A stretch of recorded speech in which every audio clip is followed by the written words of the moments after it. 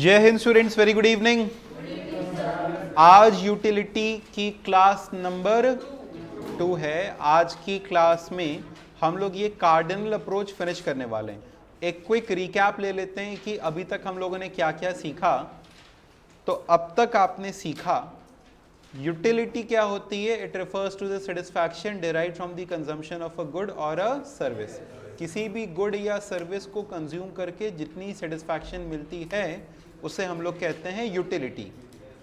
फिर इसको मेजर करने के दो अप्रोचेस होते हैं, एक होता है कार्डिनल अप्रोच और एक होता है ऑर्डिनल अप्रोच।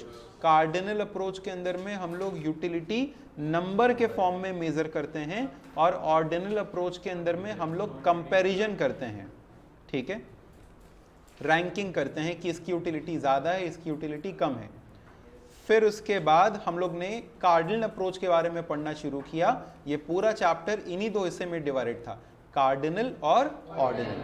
कार्डिनल में हम लोगों ने सीखा कि यूटिल is the unit for measurement of utility. Marginal utility is the change in total utility bye consuming one additional unit of a good.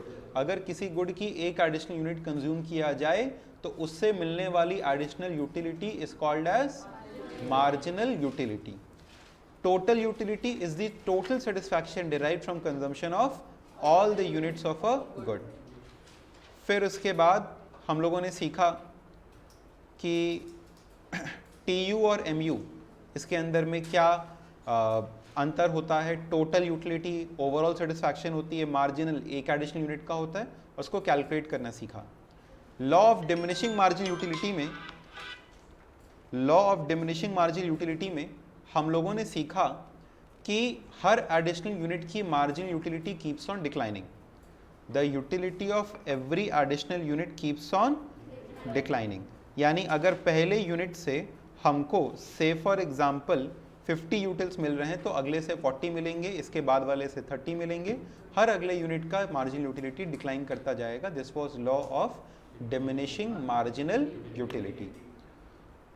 इसके कुछ अजम्पशंस थे। अजम्पशन नंबर 1 था कि कंज्यूमर रेशनल होना चाहिए, utility should be measurable, consumption should be continuous, बीच में time gap नहीं होना चाहिए, और यूनिट एंड क्वालिटी हर बार सेम होनी चाहिए।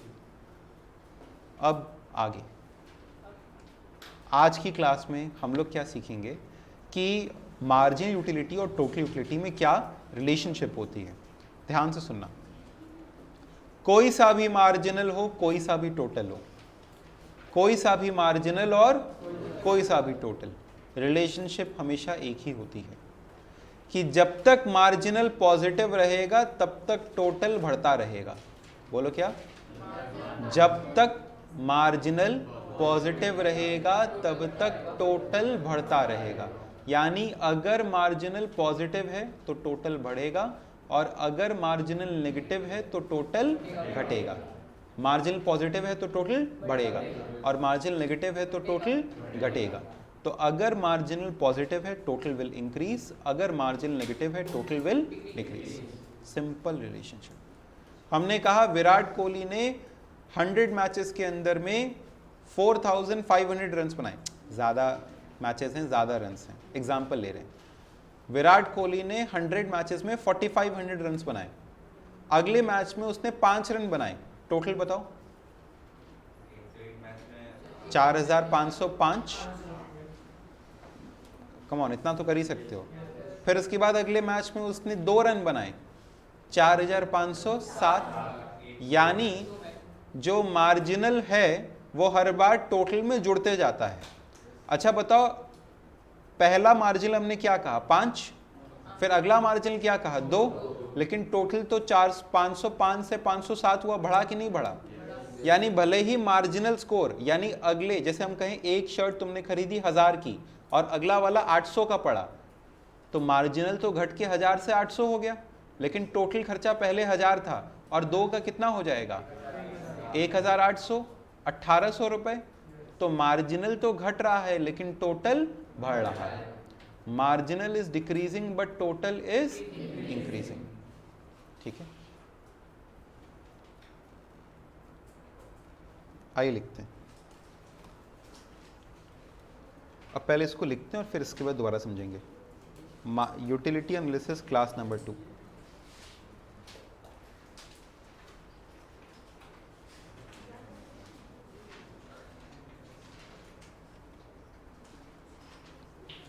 relationship between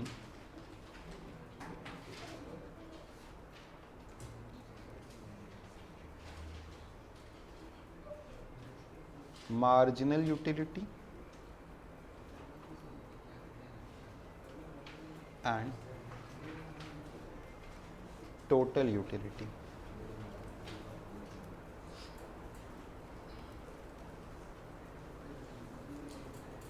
Point number 1, when marginal utility is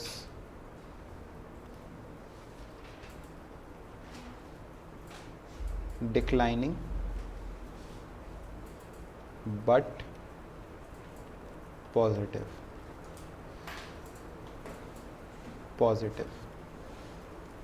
comma,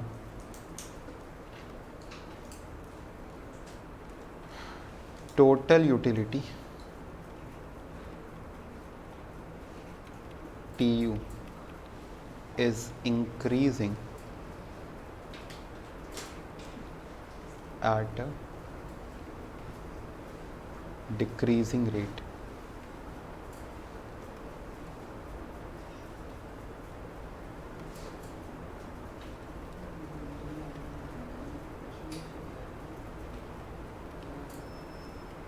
Number 2, when marginal utility is equal to 0,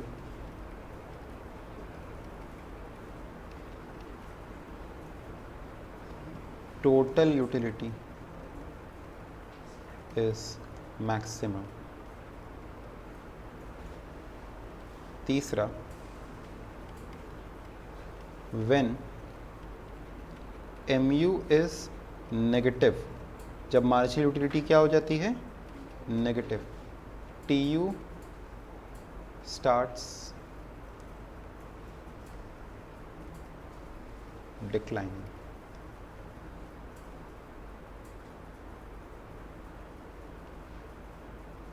और फिर इसके लिए हम लोग एक कर्व बनाएंगे, एक डायग्राम बनाएंगे।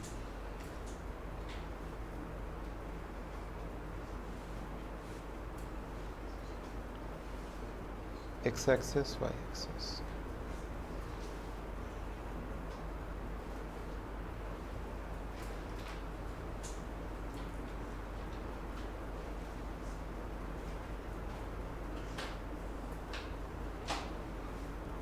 ये है MU, ये है TU, यहाँ पे यूनिट्स, और वाई एक्सिस पे हम लोग जो कर्व बनाते हैं वो लिखते हैं। यहाँ पे हम लोग दो कर्व बना रहे हैं, MU और TU, तो हम लोग दोनों कर्व का नाम लिखेंगे, MU और TU।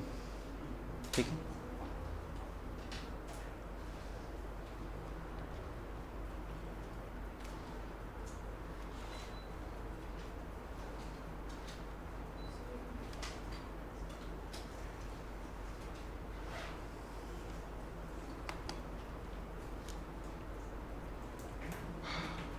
Done. Please right done in the chat section अगर आपने नोट कर लिया तो।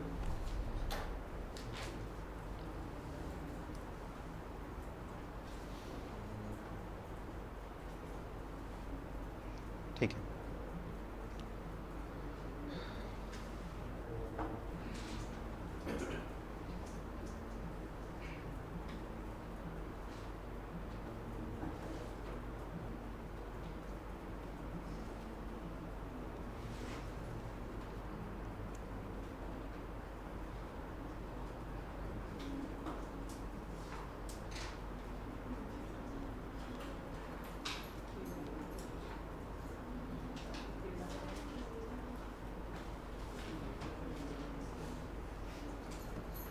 ओके आगे बढ़ते हैं।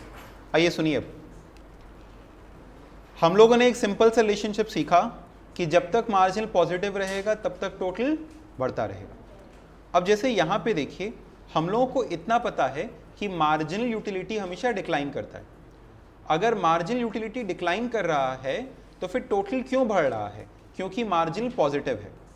और सिंपल सी बात है कि अगर टोटल में कोई पॉजिटिव नंबर जुड़ेगा तो टोटल बढ़ेगा, और टोटल में कोई नेगेटिव नंबर जुड़ेगा तो टोटल घटेगा। As simple as that, yes और नो। तो ये देखो, ये है भाई अपना मार्जिनल और ये है टोटल। मार्जिनल घट रहा है, टोटल बढ़ रहा है, कब तक? जब तक मार्जिनल क्या है? पॉजिटिव। फिर यहां पर जब mu इक्वल टू 0 है तब tu इज मैक्सिमम। अपने डायग्राम में ये चीज जरूर से मेंशन करेंगे। When mu is equal to 0 है तब tu इज मैक्सिमम। और जब mu नेगेटिव हो जा रहा है, when marginal utility becomes negative then tu also starts declining। जब मार्जिनल अपना नेगेटिव हो जाएगा तब टोटल भी घटना शुरू हो जाएगा।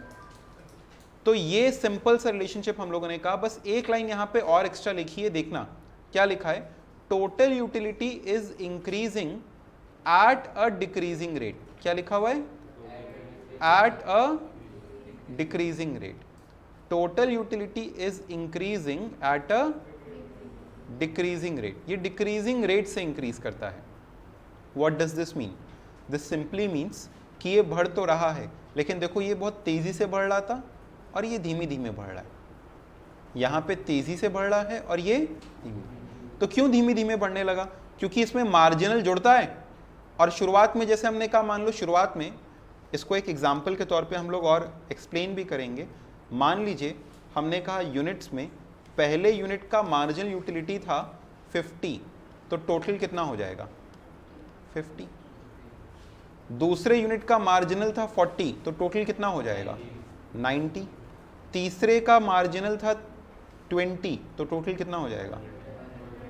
चौथे का था 10, टोटल। पांचवे का 0, टोटल। और छठे में और मार्जिनल घटेगा। ये मार्जिनल क्यों घट रहा है? कहां लिखा है? ये मार्जिनल क्यों घट रहा है? कहां लिखा है? Law of diminishing marginal utility.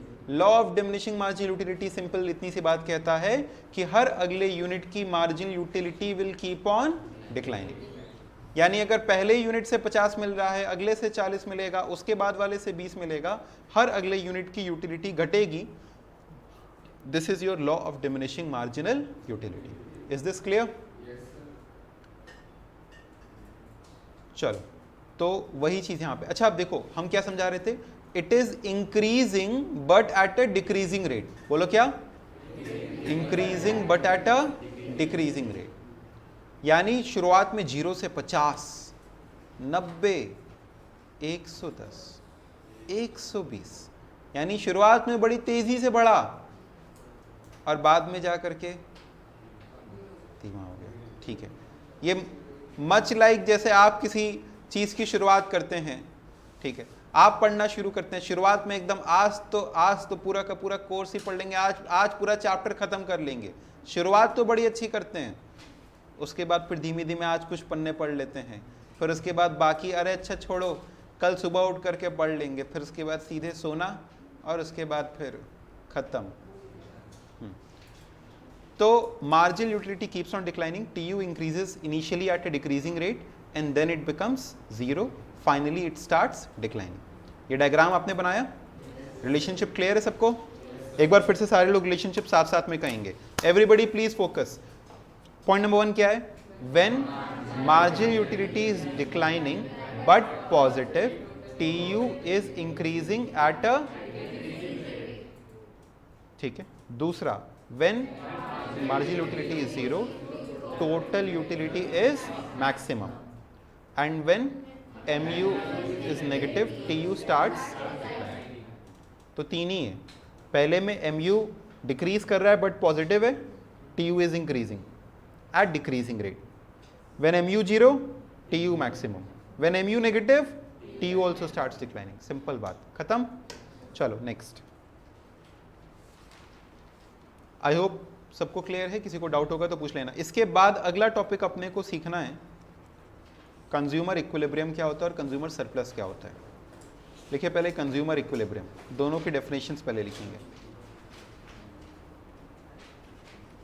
It refers to a situation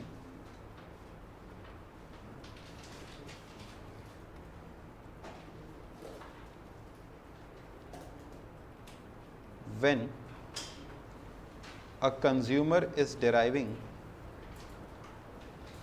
अच्छा, ऊपर आपने एग्जाम्पल लिखा, आपने एग्जाम्पल लिखा इसमें? नहीं लिखा होगा, नहीं लिखा है बहुत से लोगों ने। एग्जाम्पल लिखना मतलब आपको जब कहा जाएगा रिलेशनशिप समझाने के लिए तो आप एग्जाम्पल साथ में लिखोगे।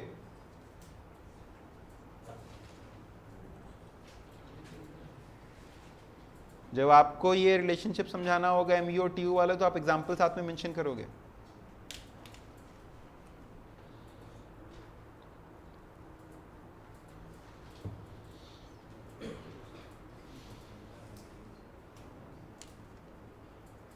लिखा?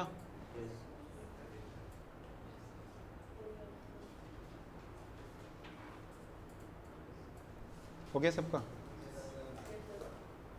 Consumer equilibrium. It refers to a situation when a consumer is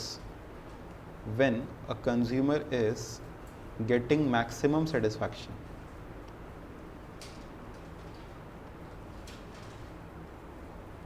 When a consumer is getting maximum satisfaction and he does not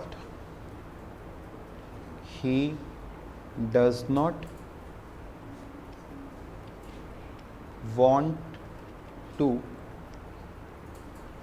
change its situation, that is consume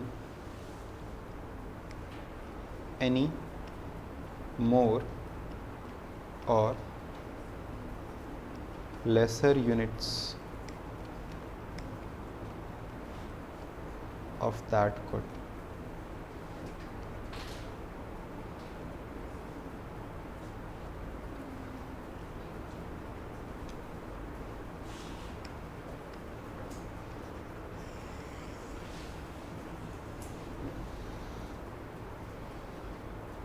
फिर उसके बाद consumer surplus.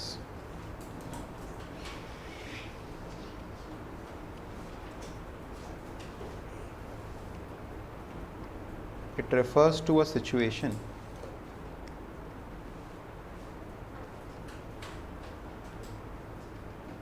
when a consumer is ready या willing to pay more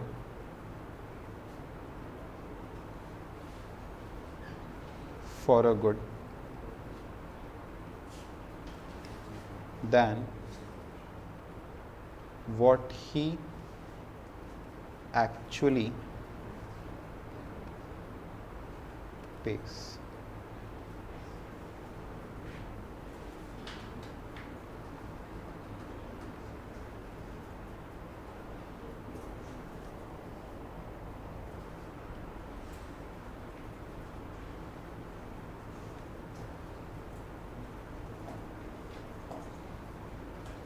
ठीक है, सुनो मेरी बात। हम लोग सीखेंगे कि कंज्यूमर इक्विलिब्रियम, अपना चैप्टर यही है, कंज्यूमर इक्विलिब्रियम कैसे करके फाइंड आउट किया जाए। और कंज्यूमर इक्विलिब्रियम का एक सिंपल सा मतलब ये होता है कि आखिर हमें कितने यूनिट्स कंज्यूम करने हैं, किसी भी गुड के कितने यूनिट्स हमको कंज्यूम करने हैं। जैसे से फॉर एग्जांपल हम अगर आपसे कहें कि आप कोई भी एक गुड ले लेते हैं, कोई भी गुड लेते हैं, जैसे मान लो आप स्टेशनरी बाय कर रहे हो, आप पेन्स बाय कर रहे हो।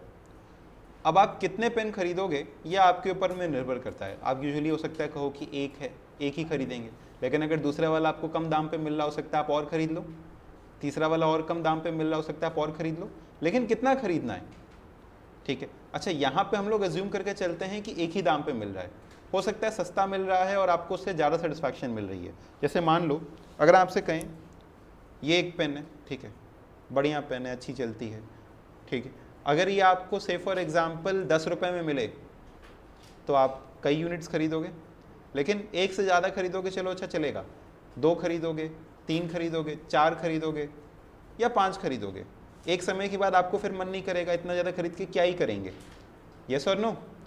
तो फिर आप क्या देखोगे कि कितने यूनिट्स हमें किसी भी गुड के कंज्यूम करने चाहिए। क्लियर है बात? तो वो नंबर ऑफ यूनिट्स या वो सिचुएशन जहां पे आपको लगेगा कि अब हमें मैक्सिमम सेटिस्फैक्शन मिल रहा है, that point will be called as consumer equilibrium. ठीक है, तो हम लोग को क्या सीखना है यहाँ पे? How to find out consumer equilibrium. चलिए स्टार्ट करते हैं। हाँ, अब आपके पास अगर 20 ही रुपए है तो फिर सही बात है, आप 2 ही पेन खरीद पाएंगे, वो भी एक फैक्टर होता है। ठीक है, लेकिन यहाँ पर हम ये बात कर रहे हैं कि आप कितना खरीद सकते हो। अगर आपके पास मनी है तो आप कितना तक खरीद सकते हो। ठीक है, आपके पास अगर इनकम लिमिटेशन है तो कितना तक खरीद सकते हो, वो भी हम लोग अगले वाले टॉपिक में सीखेंगे, ऑर्डिनल अप्रोच में, कि इतना इनकम है तो इतना तक ही खरीद सकते हैं। अच्छा, क्या हम करते? Consumer equilibrium. लिखिए, how to find out consumer equilibrium.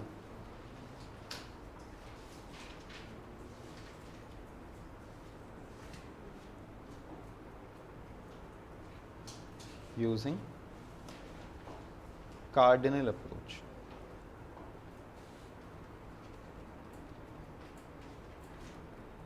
आप सबसे पहले इसमें लिखिए one commodity,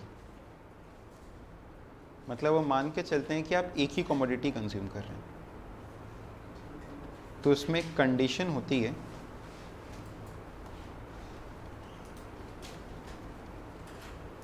condition for equilibrium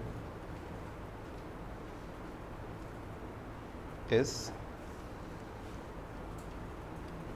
MUX upon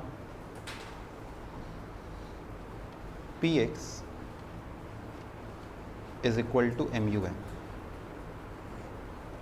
MUX upon PX is equal to MUM. तो आप यहाँ पे लिखिए यूनिट्स, फिर उसके बगल में marginal utility of X।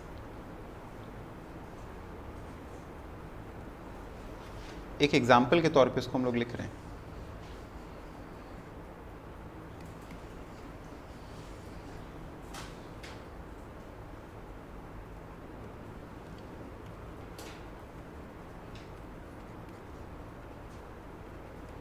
MUX is equal to, sorry MUX बोल रहे हैं, PX इज इक्वल टू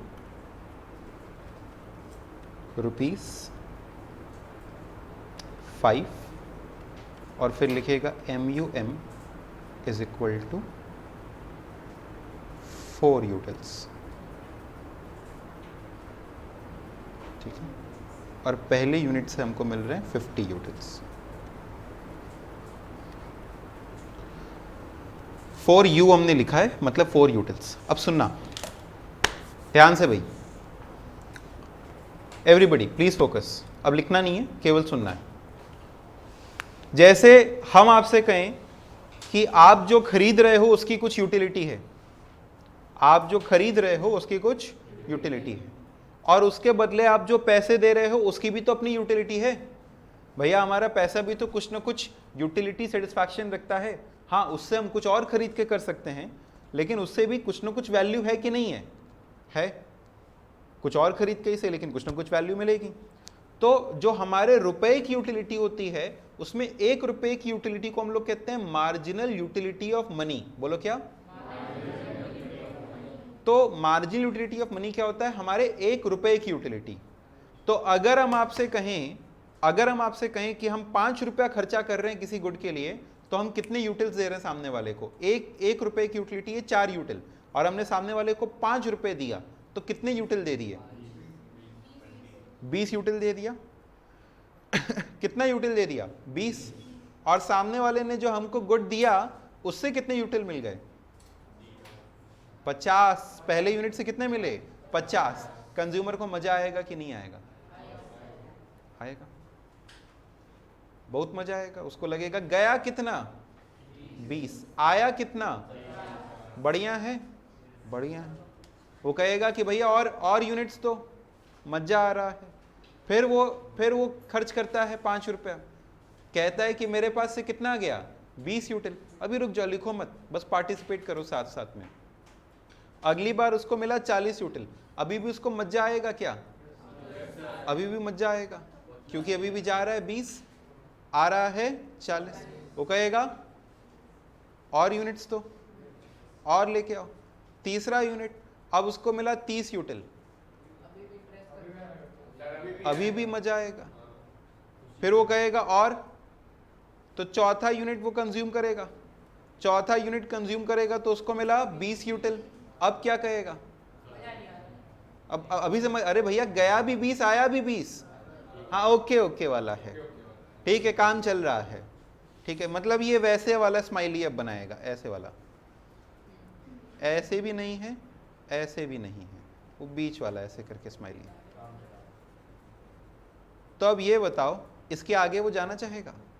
वो कहेगा भैया और देना, देखें क्या पता अगले वाले में मजा आ जाए। नहीं, अगर वो दिमाग वाला है तो उसने law of diminishing marginal utility सीख रखा है, उसको मालूम है कि अगले वाले में कम मजा आएगा कि ज्यादा, तो अगले वाले में और कम मजा आएगा, तो इसमें वो जाना चाहेगा क्या? चौथे यूनिट पे आकर के वो रुक जाएगा? वो कहेगा भैया बस, तीसरे पे आके नहीं रुकेगा, वो कहेगा क्या पता अगले वाले में कितना मिले। और जब उसको 20 मिल जाएगा वो कहेगा अरे गया भी 20 आया भी 20, बस इसके आगे तो नुकसान हो जाएगा कि नहीं, तो वो आकर के 20 पे रुक। अच्छा बताओ, इसका मतलब इक्विलिब्रियम कौन सी यूनिट पे?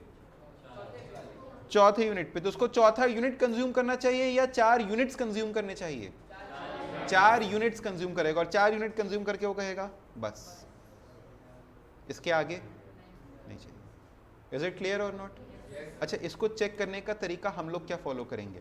हम लोग कहेंगे, अब देखना तरीका नंबर 2 जो हमने फॉर्मूला लिखवाया उसके हिसाब से, 5 रुपया खर्चा करके 50, तो 1 रुपया खर्चा करके कितना मिल रहा है? 10 यूटिल। और हमारे 1 रुपये की यूटिलिटी 4 यूटिल। ज्यादा है कि कम है? ज्यादा है। हम कहेंगे कंज्यूमर सरप्लस में है। हम एक रेशियो निकालते हैं, यहाँ पे रेशियो है MUX/PX। बताओ 50/5 कितना आ रहा है? 10। तो क्या यहाँ पे MUX/PX is greater then MUM? MUM कितना? 4। MUX/PX कितना? 1 रुपया खर्चा करके मिल कितना रहा है? 10। और 1 रुपए की यूटिलिटी कितनी? 4। मिल रहा है ज्यादा, जा रहा है कम, तो हमको मजा आएगा, हम और सेटिस्फैक्शन करेंगे। इस सिचुएशन को कहते हैं, और कंजम्पशन करेंगे, इस सिचुएशन को कहते हैं कंज्यूमर सरप्लस में है। यहां पे कितना आएगा? 8। वही सेम चीज कंज्यूमर सरप्लस में है। यहां पे कितना आएगा? 6, कंज्यूमर सरप्लस में है। यहां पे कितना आएगा? 4। अब हम क्या कहेंगे? MUX/PX equal to MUM। यहां पे कंज्यूमर आके कहेगा तब बस, इसके आगे नहीं, तो कंज्यूमर इक्विलिब्रियम में है।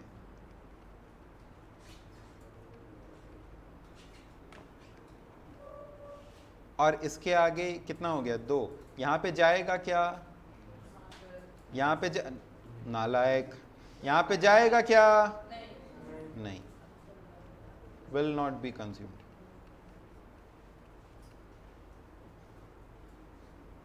चलो लिखो इतना फटाफट। कितने लोग लिख चुके हैं? जब मना किया तो क्यों लिखा?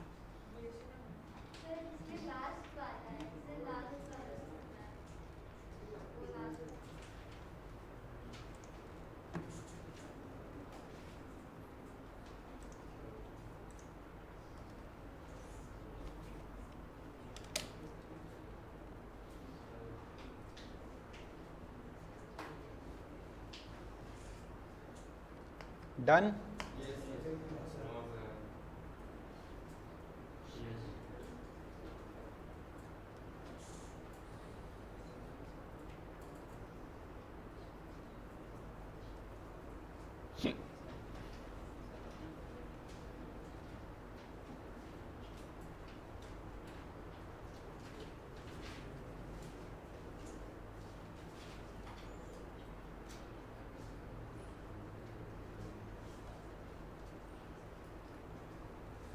चलिए एक क्वेश्चन और आपको दे रहे हैं, आपको बताना है कि what will be the point of consumer equilibrium. लिखिए।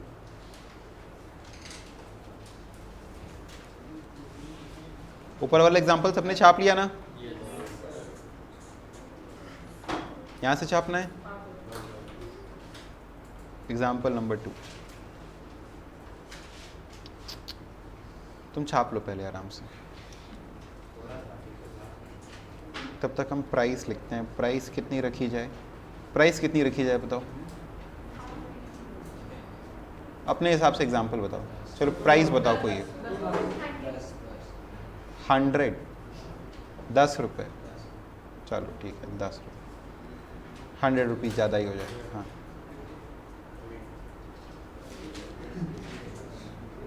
1 रुपये की यूटिलिटी कितनी रखी जाए? 8, 5।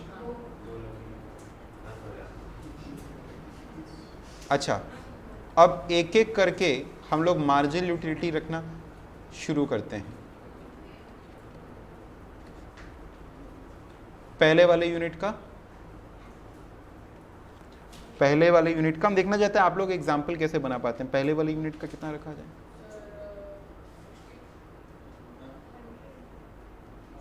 100। दूसरे यूनिट का थोड़ा कम किया जाए। तीसरे यूनिट का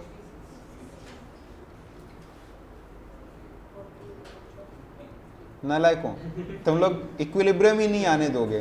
तुम लोग एग्जाम्पल लेने बैठोगे तो खुद ही कंफ्यूज हो जाओगे एग्जाम्पल लेने के बाद कि हम लोग को करना क्या था। इक्विलिब्रियम तो आया ही नहीं। Definition is wrong, formula wrong, hence proved लिख करके नीचे डबल लाइन भी बनाओगे तुम लोग। वही लेना पड़ेगा, लेकिन तुम लोग हर बार चौथा यूनिट आता है ऐसा याद ना कर लो, इसलिए हम उसको ऑल्टर कर रहे हैं।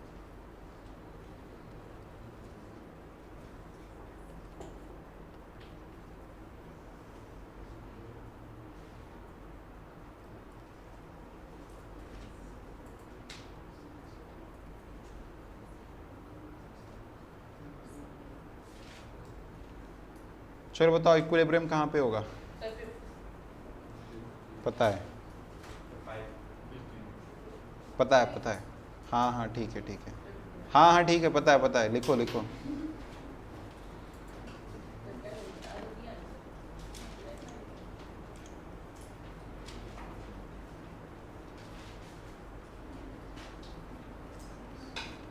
MUX/PX कितना हो जाएगा?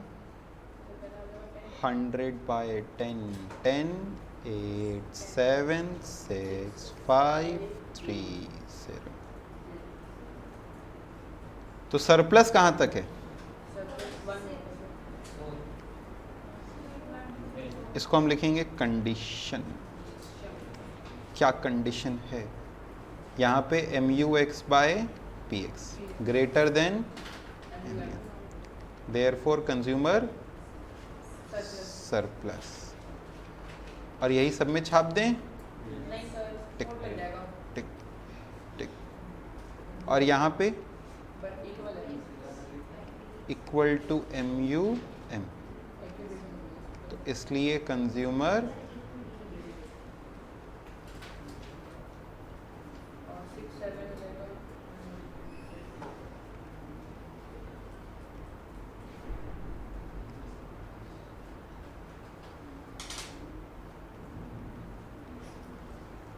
समझ गए आप लोग?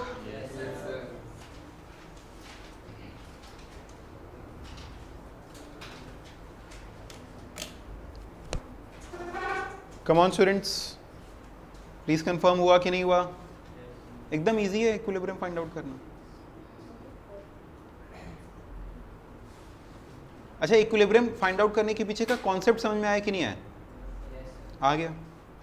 अब हम एक और कॉन्सेप्ट आप लोग को सिखाते हैं, which is law of equi marginal utility. क्या नाम है?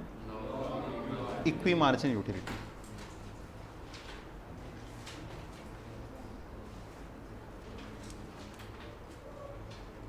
डन ना? ओके बढ़िया। Equi marginal utility sir, EQUI फिर marginal utility. Law of equi marginal utility. इससे पहले हेडिंग दिया टू कमोडिटी। 2 कमोडिटी,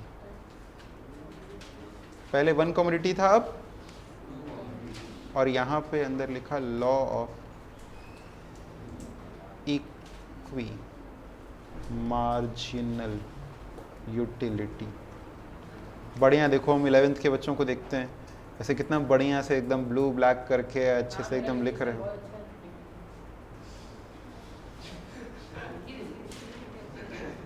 हाँ नहीं, अच्छा लिखा है भाई, सही बात है। पर उसके बाद पता नहीं कैसे 12th आते तक में एकदम भरोसा उठ जाता है।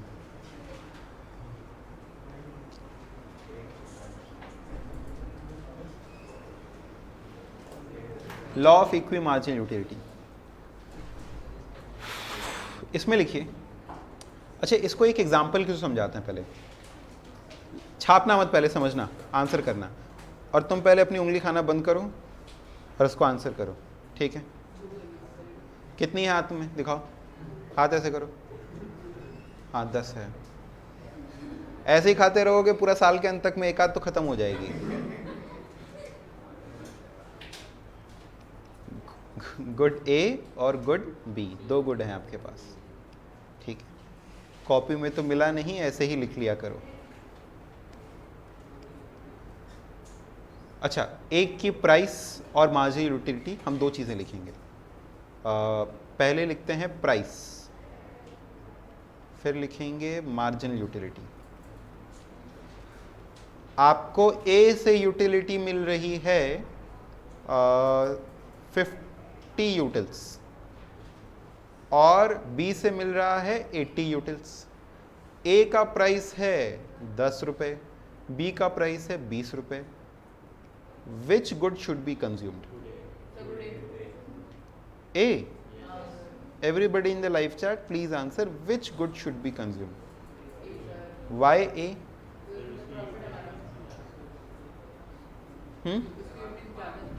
वहां पे 5 मिल रहा है, 5 गुना मिल रहा है। ए में तो 50 मिल रहा है, बी में 80 मिल रहा है। ए में 1 रुपए से 5 मिल रहा है ना? तुम लोगों को आता है, बस कह नहीं पा रहे हो। ए में 1 रुपए से 5 मिल रहा है और बी में 1 रुपए से 4 यूटिल मिल रहा है, तो बस वो 1 रुपए की बात है। तो उसके लिए हम लोग क्या करते हैं, रेशियो निकालते हैं MUX बाय PX का। कौन सा रेशियो निकालते हैं? MUX बाय PX का। तो यहां पे लिखेंगे MUA बाय PA, ये हो जाएगा 50 बाय 10, कितना हो जाएगा? 5। And MUB by PB will be 80 by 20 equal to कितना? 4। फिर हम लोग लिखेंगे since MUA by PA is greater than MUB by PB, therefore good A will be consumed. More units of good A will be consumed. Good A की और ज़्यादा units को हम लोग कंज्यूम करेंगे। More units of good A will be consume. कब तक? जब तक दोनों आपस में इक्वल ना हो जाए। Till MUA by PA is equal to MUB by PB। इसे हम लोग कहते हैं law of equi marginal utility. This is simply law of equi marginal utility। अब इसको एक बार लिखिए और बताइए मेरे को। डन।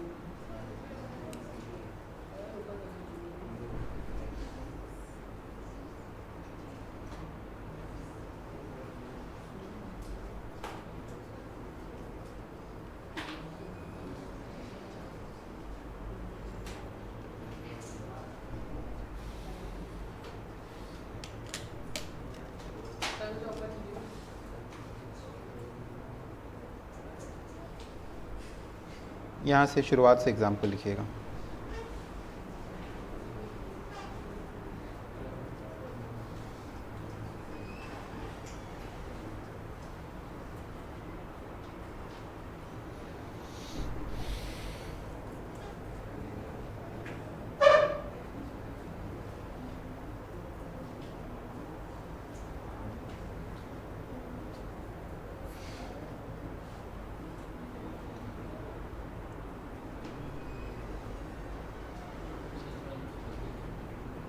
यहां तक हो गया?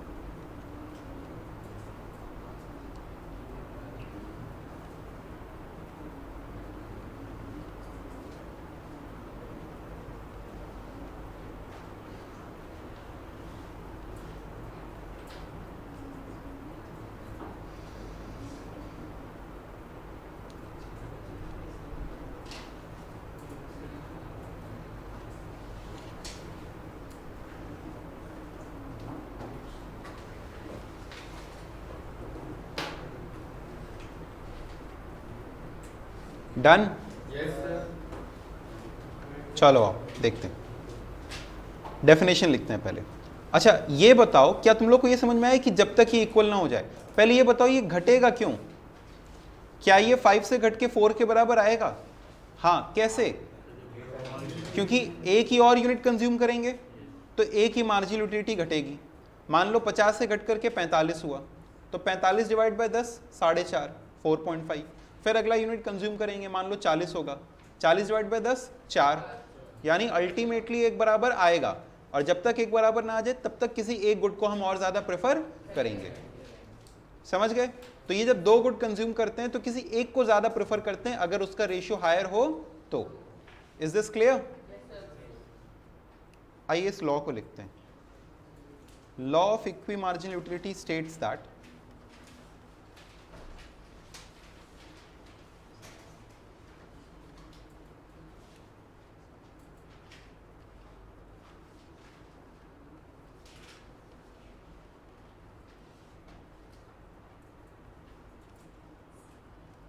the good whose ratio of marginal utility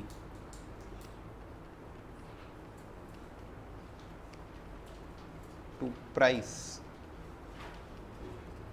is higher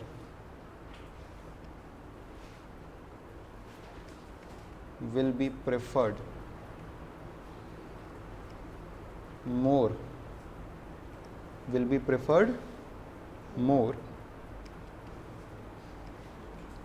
in comparison to other good। दूसरे गुड के कंपैरिजन में उसको ज़्यादा प्रेफर किया जाएगा जिसका मार्जिनल यूटिलिटी टू प्राइस का रेशियो हायर हो। क्लियर है ये बात? पक्का? अच्छा, इसका एक इक्विलिब्रियम का फॉर्मूला है, वो लिख लीजिए। फिर इसके बाद हाँ आपको छुट्टी देते हैं। लिखिए कंडीशन फॉर कंज्यूमर इक्विलिब्रियम। क्या कंडीशन है कंज्यूमर इक्विलिब्रियम की?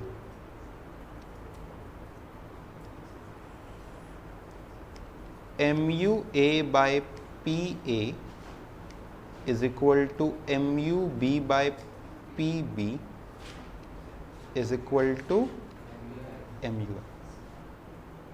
ठीक है, यानी सुनो भाई, अगर दो गुड्स हैं तो दोनों गुड के लिए कंडीशन वही होनी चाहिए ना कि पैसे की यूटिलिटी के बराबर आ जाए, जितना खर्च कर रहे हैं कम से कम उतना मिल जाए। ये तो एक बेसिक फंडा है। हमने कहा हम एक ये गुड खरीद रहे हैं इसके लिए फंडा अप्लाई करेंगे, ये खरीद रहे हैं इसके लिए भी यही फंडा अप्लाई करेंगे, हम कोई भी और गुड खरीद रहे हैं, कपड़ा खरीद रहे हैं, सबके लिए वही फंडा अप्लाई करेंगे ना। तो अगर हम दो गुड्स खरीद रहे हैं तो दोनों के लिए कंडीशन चेक करेंगे कि MUA by PA should be equal to MUM। B खरीद रहे हैं तो बी के लिए भी वही होना चाहिए। यस और नो? भाई किसी भी गुड में नुकसान थोड़ी सहेंगे, सब में हमको वही इक्विलिब्रियम चाहिए, तो सबकी कंडीशन एक ही बैठ के बनती है। और क्योंकि सब MUM के बराबर होगा तो सब आपस में भी बराबर होगा। समझे कि नहीं समझे? अगर MUX by PX MUM के बराबर होना चाहिए तो MUY by PY भी MUM के बराबर होना चाहिए। और अगर सबकी सब चीजें इसके बराबर होंगी तो आपस में भी सब बराबर होंगी कि नहीं होंगी? होंगी। और हम लोगों ने law of equi marginal utility में क्या सीखा कि अगर किसी एक का हायर है तो उसको उतना ज्यादा तक कंज्यूम करेंगे जब तक दोनों आपस में बराबर ना आ जाए। इज दिस क्लियर और नॉट? अभी इसको हम लोगों को न्यूमेरिकली भी सीखना है, बट वो हम लोग सीखेंगे अपनी नेक्स्ट क्लास में। ठीक है, यहां तक की बातें क्लियर है? Everybody in the live chat also please confirm यहां तक क्लियर है? आज के सेशन अपनी यहीं पे खत्म होती है। Thank you so much students.